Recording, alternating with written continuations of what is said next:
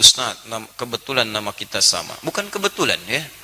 Ya antum diberi nama, saya diberi nama. Sama-sama Adi, cuman belakangnya aja beda. Hehe. Satu mau ngapain tanya?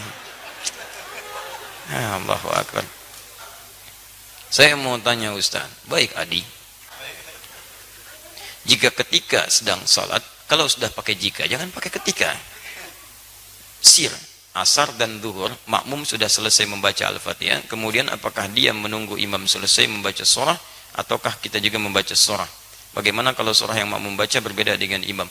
Dalam salat makmum dengan imam, kita bisa lihat kondisinya. Pertama, ayat-ayat yang mengisyaratkan, bahkan hadis-hadis mengisyaratkan dalam kondisi makmum mendengarkan bacaan imam. Ya, di antaranya misalnya, "Wa idza quri'al Qur'anu fastami'u lahu wa ansitu la'allakum turhamun." Jika dibacakan Al-Quran, dibacakan, jadi ada fokus. Anda memang jadi objek untuk dibacakan Quran. Ya, fastami'u, Anda diam, berhenti. Wa ansitu, ansitu itu lebih kepada diam, fokus, berhenti. Misal, sedang ngobrol nih, saya bacakan misalnya, Anda objek bacaannya, maka Anda diam menyimak. Makanya ketika khutbah, kenapa diminta ansitu wasma'u? Karena Anda jadi objek dari khatib, diajak bicara. Kan tidak sopan saya ngajak kepada antum, antum bicara dengan yang lain. Bikin forum dalam satu forum.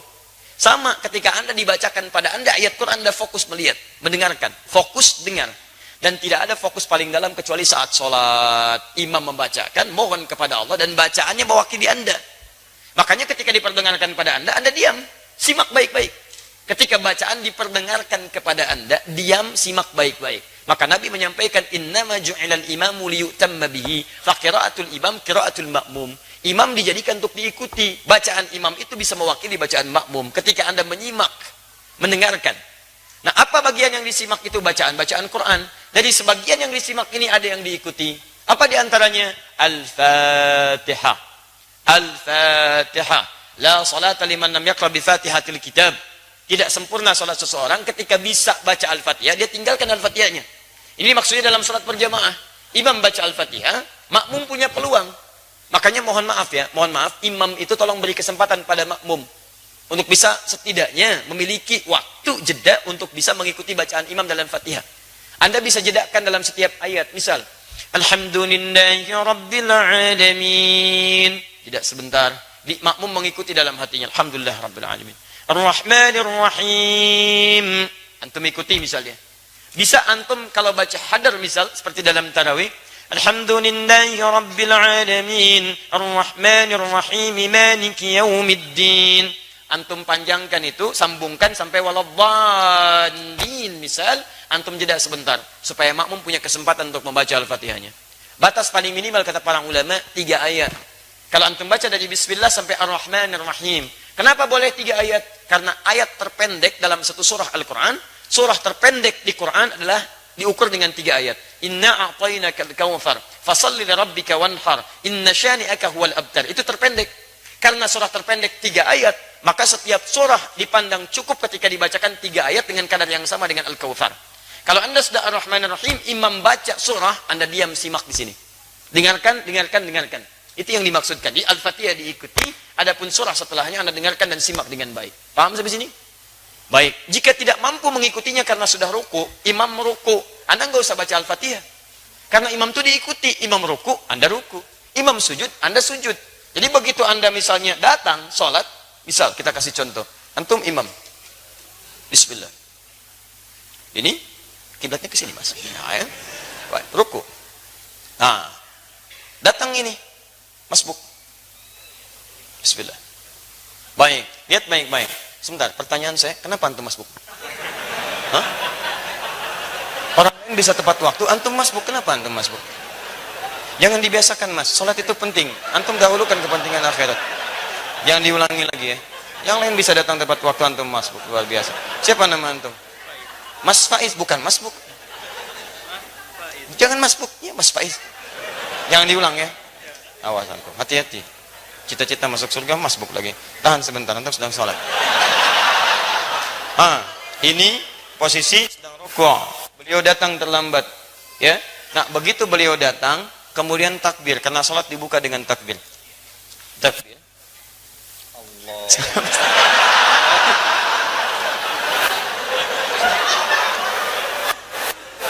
Sabar ya.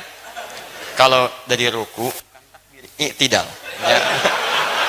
Sami Allahu liman hamidah. Ya, sehat ya. Baik. Maju mas sedikit.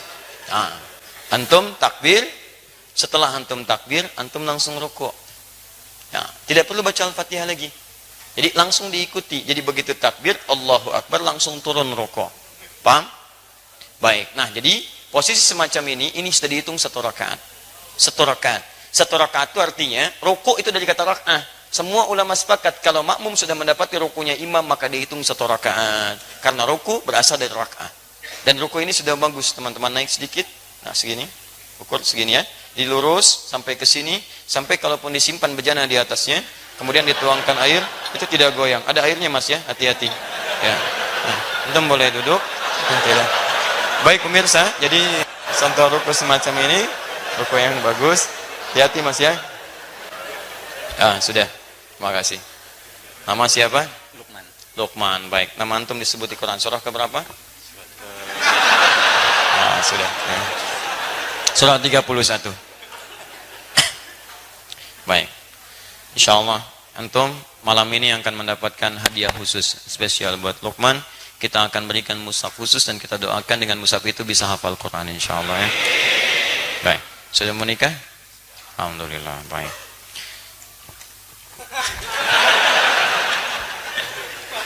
Faiz. Baik. Jangan masbuk lagi ya. Teruskan. Baik. Jadi antum langsung ikuti, kemudian bacaan rukuknya ikuti itu. Sekarang persoalannya, bagaimana kalau sholat sir? Karena bacaan imam tidak diperdengarkan kepada antum. Maka disinilah ulama berpendapat, satu mengatakan cukupkan dengan Al-Fatihah. Karena yang dimintakan Al-Fatihahnya. Maka antum bacakan Al-Fatihah, Al-Fatihah, Al-Fatihah. Jikapun belum imam kemudian turun, antum bisa mengulang Al-Fatihahnya. Yang kedua, ini saya lebih cenderung kepadanya. Karena ayat pertama diikat dengan hukum dibacakan, sedangkan sir itu tidak diperdengarkan kepada makmumnya. Maka dari itu setelah antum kemudian bacakan surah Al-Fatihah, antum bisa kemudian bacakan surah-surah yang sekiranya bisa menunggu imam sampai dengan dia ruku.